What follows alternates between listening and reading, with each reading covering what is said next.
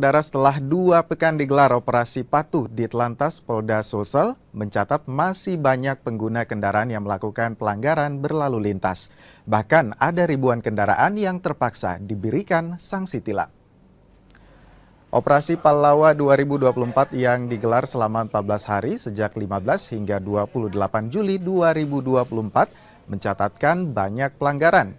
Di 24 kabupaten kota di Sulawesi Selatan, total pelanggaran yang diberi sanksi tilang bahkan mencapai lebih dari 9.000 kasus. Sementara untuk kasus pelanggaran yang diberi sanksi teguran hampir mencapai angka 9.000 kasus.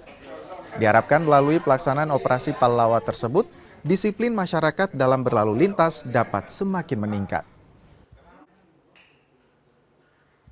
Kemudian kalau untuk kecelakaan lalu lintas, jadi di tahun 2023 ada 309 kasus dan di 2024 ada 269 kasus. Nah, itu yang terjadi di seluruh Sulawesi Selatan.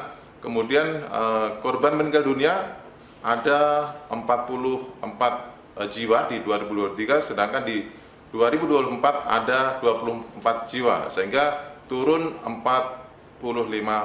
Begitu juga luka berat, kalau 2023 ada 11, di 2024 ada 12 jiwa. Dan luka ringan 410 di 2023 dan 2024 ada 329 jiwa.